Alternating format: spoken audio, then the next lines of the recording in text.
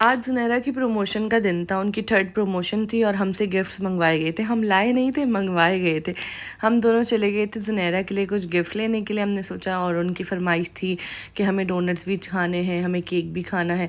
तो हमने कहा घर में केक कट कर लेंगे, पापा को कॉल की और बोला कि आप भी आ जाइएगा और साथ मिल के हम केक कट कर लेंगे, एंड दैट्स इट। उस दिन कुछ थकावट ज़्यादा हो गई थी, लेकिन आपको पता है जब बच्चे आपके बहुत एक्साइटेड होते हैं और वो खुश होते हैं तो आपको इतनी थकावट पता नहीं चलती, लेकिन अगले दिन बहुत अच्छे से पता चली थी और मुझे 2 हफ्ते तक इतना बुरा वायरल हुआ था, मतलब मैं बता नहीं सकती। लेकिन अच्छा हुआ कि पहले ही ज़ुनैरा की बर्थडे हो गई थी, अदरवाइज़ शायद मैं ये भी नहीं कर सकती थी।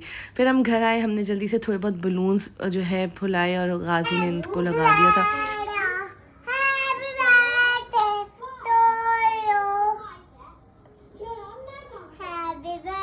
और यहाँ पे आप लोग मेरा भंड दिमाग चेक करें, मतलब मैं बता रही हूँ कि मेरा 2 बच्चों के बाद दिमाग बिल्कुल फ़ारिग हो चुका है और इसमें किसी किस्म की कोई शक की बात नहीं है। आप लोग देखेंगे मैंने इसको कितनी दफ़ा गलत असेंबल किया है और अब मुझे देख के खुद भी हँसी आ रही है और मुझे उस वक़्त बिल्कुल रियलाइज़ नहीं हो रहा था। मैंने सोचा था मैं इसके ऊपर डोनट्स रखूँगी और सबसे ऊपर वाले के ऊपर 1 डोनट रख के उसके ऊपर मैं कैंडल्स लगाऊंगी, और फिर जब मैंने सोचा कि नहीं ये तो पॉसिबल ही नहीं है, हमें डोनट कट करना पड़ेगा, फिर मैंने सोचा कि क्यों ना हम इसको अनस्क्रू करें और फिर हम इस पर डोनट रखें। देखा आप लोगों ने, दिमाग अभी भी चल रहा है आपकी बहन का। ये देखें ज़ुनैरा कितने लश्कारे मार रही है, कसम से इस लड़की की ज़िद ख़त्म नहीं होती। मेरी दोनों बेटियां इतनी डिफरेंट हैं, एक बड़ी वाली इतनी हाइपर एक्टिव थी और लेकिन वो मैं कहती हूँ कि यार वो बहुत सीधी है, और ये वाली 4-6 हाथ आ गई, ये हाइपर एक्टिव नहीं है लेकिन ये इतनी ज़िद्दी है, मतलब ये जो है ना उससे बहुत आगे।